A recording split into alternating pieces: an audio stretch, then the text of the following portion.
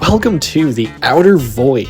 It is one of Wynncraft's endgame money-making sources apart from raids or loot runs. Designed to be a much more relaxing alternative, it's based around traversing difficult terrain with custom movement, such as dashing, and lower gravity, as well as items that you can craft later on that'll help with your journey.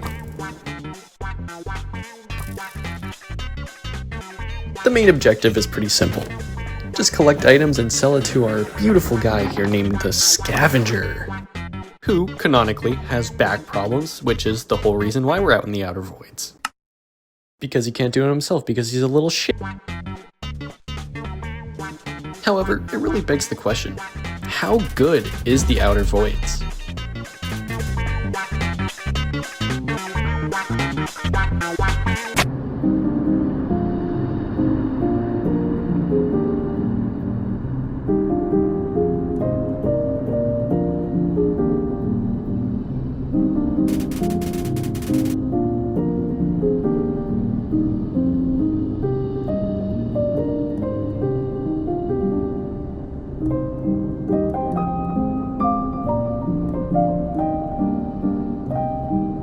So the way we're going to be determining how good the Outer Voids is, I'm going to do 5 hours of the Outer Voids and collect some data from it. As for what we're going to be using that data for, we're going to be using it for a couple of things. Firstly is figuring out the rarity distribution, the percentage each rarity contributes to items and emeralds, and secondly the amount of emeralds per hour. We'll go more in depth when the time comes when we need that data. I should also mention how I've been looting the Outer Voids. I try to basically go as simple as possible. The only items that we're going to be using is the patchwork gloves and the void quartz propulsor. Which, by the way, the void quartz propulsor makes the Outer Voids an absolute pushover. Like, it's just so easy to travel through there. We're also not going to be using any scavenger's brew, mainly just because I'm lazy and I don't feel like crafting all of them, so we'll just work with what we got.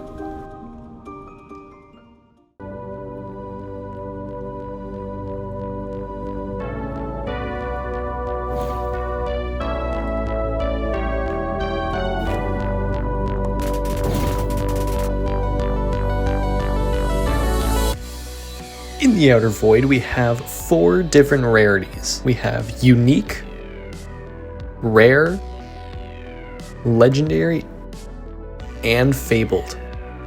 And yes, I know, there is a mythic item, but you can't even sell it for anything, so we're not going to count it. Now we're going to get into the juicy part. So what is the distribution of these rarities?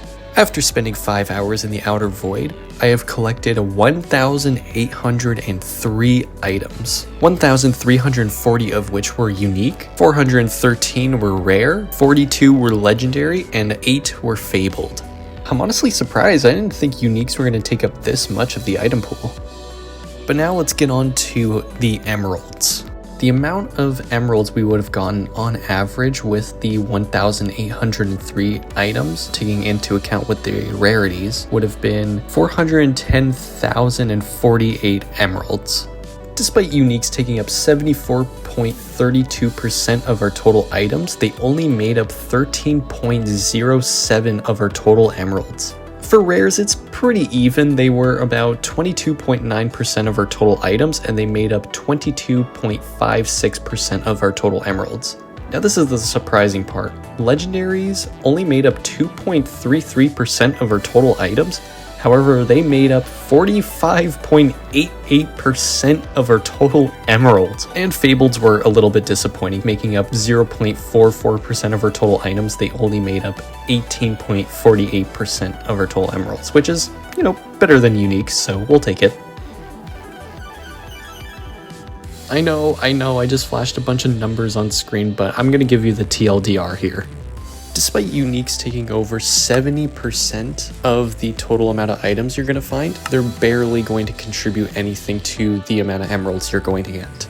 As for rares and legendaries, they are probably the most efficient out of all the rarities. Rares make up about 20% of the amount of items you're going to find, and they make up 20% of the amount of emeralds you're going to get. And legendaries are just insane. They take up about less than half of the amount of emeralds you're going to make, but they take up 2% of the amount of items you find.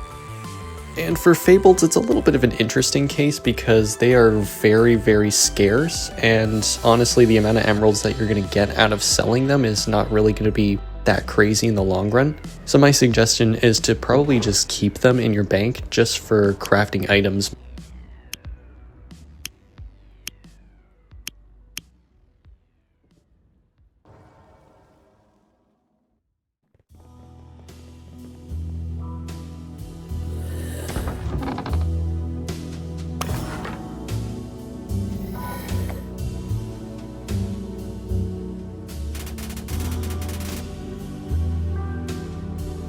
And now for the part that you've all been waiting for. How many emeralds did I make in my 5 hours? I have made 1.5 stack of LE. But more specifically, 408,429 emeralds total, which after doing some quick math is around 19.94 LE per hour, which overall is not too bad. It's pretty good.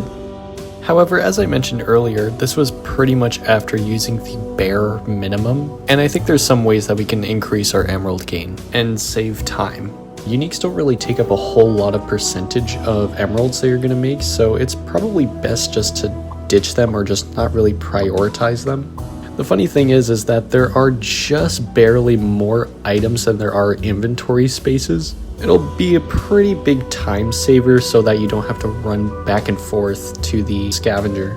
Another thing is Scavenger's Brew, a consumable crafted with 3 void warped root and 1 bottle of yogurt. It makes items have a glowing aura around it for 10 minutes, which is pretty useful for actually finding the items because sometimes they can blend in with the environment. Another idea is kind of having like a looting pattern. From what I've seen personally, if you kind of hang around an area for too long, no items start to spawn. So typically when you start to notice that, probably just go to the other end of the map and you'll probably be fine.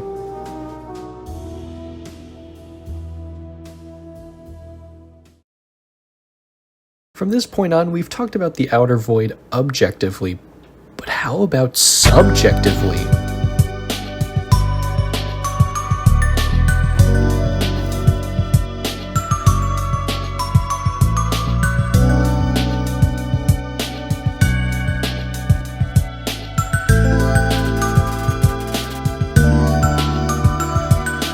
I think it's no secret that the Outer Void isn't really a big piece of content. I mean, come on, the update came out on a random Monday, but it's definitely more significant than most, so we're gonna talk about it. The Outer Void greatly succeeds at being kind of just a nice chill piece of content that you can play while listening to music or listening to podcasts, or whatever you like listening to in the background, which is definitely reflected in the gameplay loop. It's pretty much just mindlessly jumping from boulder to boulder. But I think the most charming aspect of it is definitely the custom gravity that they have in there. It gives you a pretty unique parkouring experience that you wouldn't otherwise find in any other Minecraft servers, at least that I know of. The equipment that you can also craft to help you traverse, I think, greatly increase the experience. I think by far the chain shot is probably one of the coolest ones, however, it just gets severely outshined by the Void Quartz propulsor. The Outer Void is also very good for new endgame players who may not have a lot of mythics. For raids and loot runs, to get optimal runs, you really have to have an actual competent build. But in the Outer Voids, you don't really need anything. You just go straight in and you just start looting.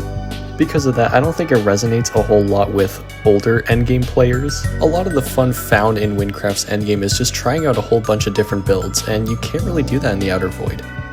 So yeah, my overall thoughts is that I think the Outer Void it's pretty nice. It's not bad.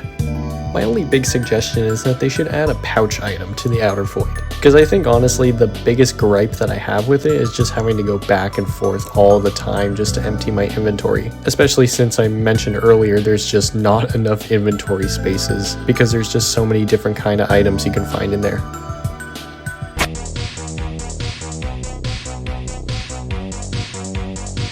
And with that, I think that's pretty much all I have to say about the Outer Voids. After our little 5-hour test, we've concluded a couple of things. Objectively, the Outer Voids is a pretty good piece of content for getting money.